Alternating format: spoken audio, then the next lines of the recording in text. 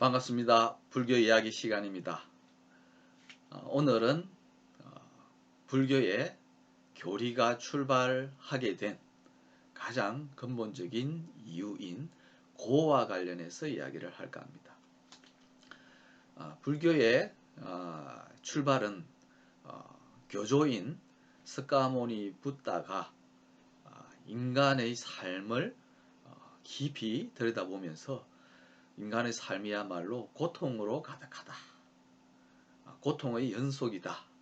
라고 하는 현실을 목도함으로써 시작되었다고 해도 과언이 아닙니다.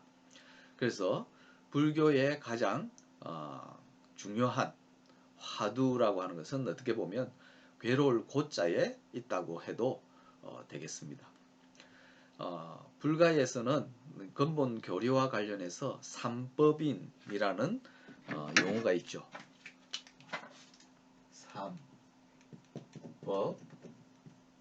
그 다음에 인. 인은 도장 인자죠. 도장, 인장 할 때 세 가지 법에 관한 인장, 그냥 핵심 교리 이런 뜻입니다. 그 중에 첫 번째가 일체계고입니다. 스가모니 붓다가 왕궁에서 안락하게 생활하다가 어느 날 우연히 이 성문 밖으로 나갔다가 네 가지 부류의 사람을 만났다 하는 것이 이 기록에 나와 있죠. 첫 번째 이제 아기를 낳으면서 겪는 산모의 고통, 그 다음에 병든 사람의 고통, 그 다음에 죽은 이와 관련된 고통, 그 다음에 고행자, 세속을 떠나서 고행의 길을 걷는 사람들을 통해서 본 괴로움, 이런 네 가지 괴로움을 봅니다. 그리고 이 괴로움이 어디에서 비롯되었는가 하는 것에서 인생의 또는 우주의 이 법칙을 찾기 시작을 했습니다. 그 해법을 찾으려고 출가를 결심을 했죠. 그러면 이 일체계고, 모든 것은 다 괴롭다. 존재하는 모든 것은 고통을 겪을 수밖에 없다. 라고 하는 것이 이 불교 교리에서 첫 번째 제시하는 겁니다. 이렇게 보면 출가까지 겸해서 생각을 해보면 불교는 매우 비관론 또는 염세적이다 이렇게 말할 수 있을 겁니다. 실제로 제가 불교 공부를 하면서 만난 많은 불교 학자들을 대하다 보면 다들 불교에 대해서 되게 염세적이다, 좀 비관적이다 라고 하는 인식을 기본적으로 다 갖고 계신 것 같아요. 근데 제가 이해한 바로는 전혀 그렇지 않습니다. 모든 것은 괴롭다. 사는 것도 괴롭고, 그죠? 죽는 것도 사실은 괴로운 것처럼 여겨지고, 살아가면서 겪는 많은 일들이 사람들에게 괴로움을 줍니다. 그래서 엄연한 사실이죠. 이 일체계고라고 하는 것은 인간이 살아가면서 겪을 수밖에 없는 그 현실적인 상황을 그대로 이 표현한 글자에 불과합니다. 그래서 여기에서는 더한 것도 없고 덜한 것도 사실 없습니다. 기본적으로 일체계고라고 하는 것, 이것은 불가피한 겁니다. 피할 수 없습니다. 피할 수 없다고 하는 것은 다르게 말하면 여기에서 출발을 하게 되고 이것이 삶의 토대다. 모든 존재의 토대다라고 하는 뜻입니다. 이런 생각을 조금만 바꾸면 낙관론으로 전개될 수 있습니다. 무슨 말이냐면 뭘 하든 안 하든 특히 이거 아무도 안 하고 있을 때 그냥 우리는 괴롭습니다. 생각해 보십시오. 우리가 회사 다니는 것 대부분 회사원들은 아침에 일찍 일어나서 집을 나서는 걸 굉장히 괴로워합니다. 잠에서 깨어나는 것부터 시작해서 괴로움입니다. 그리고 출근하면서 오늘은 또 무슨 일이 벌어질까? 또 무슨 또 사태가 벌어져서 나를 괴롭힐까? 또 걱정입니다. 그런데 그게 싫어서 취직을 안 하고 집안에만 가만히 있으면 편안할까요? 안락할까요? 한번 일주일만이라도 우리 가만히 있어 보십시오. 최근에 코로나 사태로 운이 없으면 이 2주간 격리를 하게 됩니다. 격리를 함으로써 사실은 외부와 단절되죠.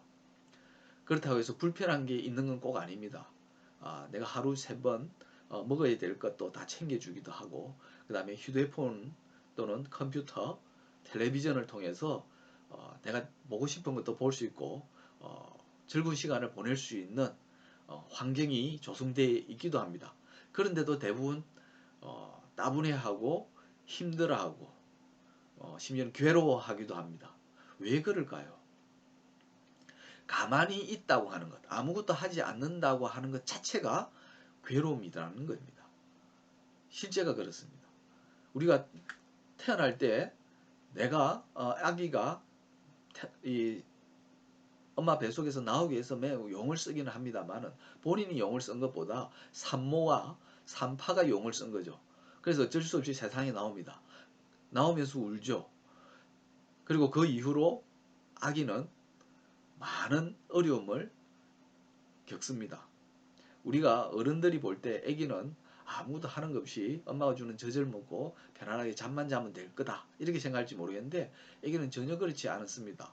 우리 자세히 살펴보면 아기도 힘든 게 있고 괴로운 게 있습니다. 그래서 울기도 하죠.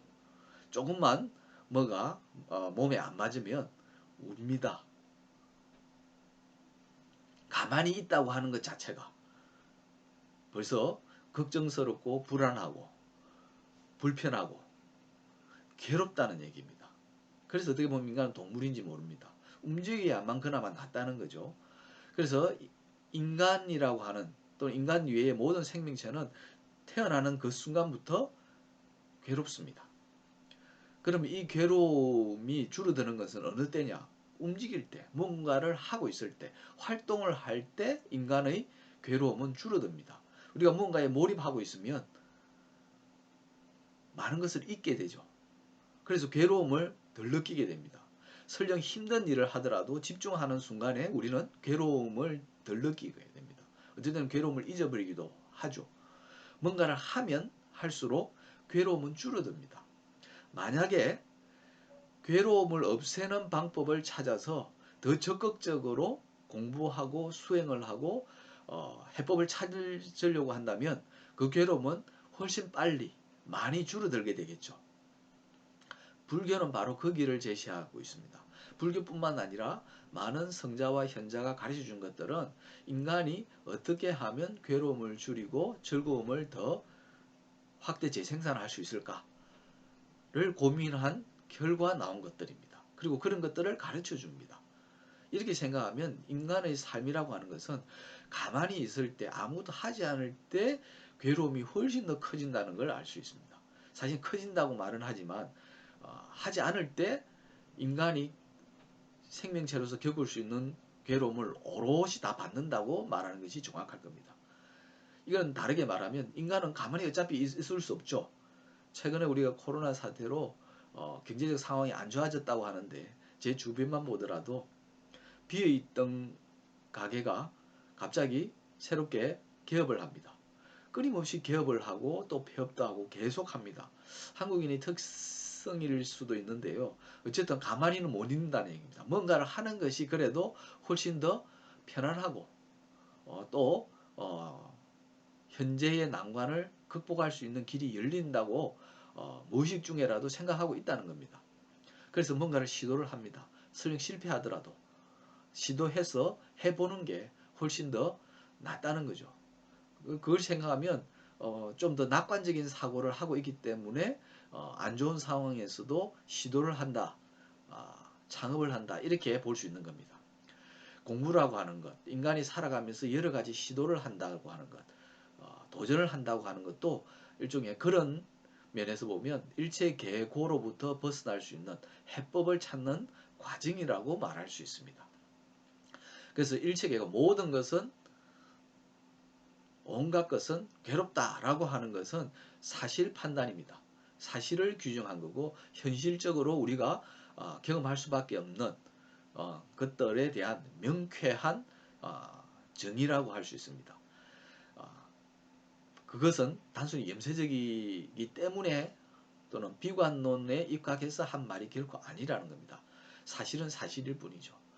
중요한 것은 인간은 무엇을 하든 이 사실 위에서 출발할 수밖에 없고, 그리고 무엇을 하든 이러한 사실에 입각한 괴로움이라고 하는 것을 줄이는 행위를 거듭한다 라고 하는 면에서 보면 인간은 오히려 낙관적으로 생각해도 충분하다는 얘기입니다. 불교는 바로 이러한 일체계고의 상황을 타파하려고 하는 가르침을 전해주는 철학이자 종교이기 때문에 오히려 낙관론을 갖고 있다라고 말해도 과언이 아닙니다.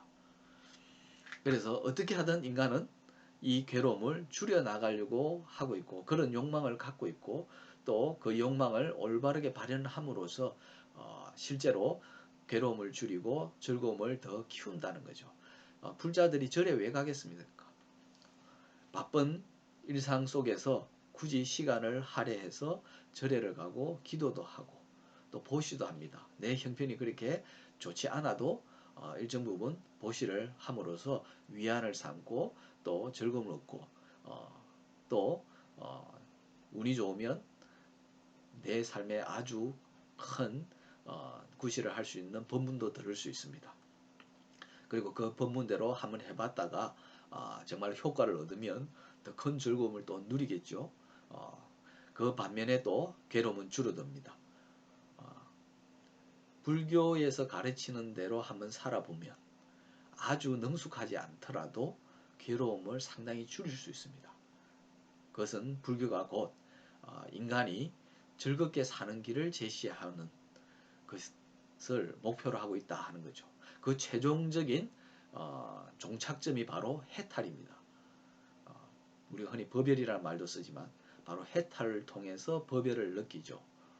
기쁨, 즐거움을 느끼는 것이 바로 해탈의 이 특징입니다. 그러고 보면 불교는 결코 염세적이다고 또 비관론적이다고 말할 수는 없습니다. 어떤 학생이 너는 열심히 안 해서 성적이 나쁘다라고 하는 것을 비관적이라고 말할 수 있겠습니까? 아닙니다. 정확하게 진단을 하는 거죠. 의사가 환자한테 진단을 내리는 것은 그건 염세적이다, 비관적이다라고 말할 게 못 되죠. 마찬가지로 삼법인의 첫 번째인 일체계고, 일체의 모든 존재하는 것들은 괴롭다, 괴로움의 상태에 있다라고 하는 것은 전혀 비관론도 아니고 염세적인 것도 아닙니다. 사실 판단일 뿐입니다. 모든 공부와 수행은 바로 이 사실 판단에서 출발해야만 괴로움을 줄이고 즐거움을 누릴 수 있는 그런 길로 한 걸음씩 나아갈 수 있다라고 말할 수 있습니다. 오늘 이야기는 여기까지입니다. 승부하십시오.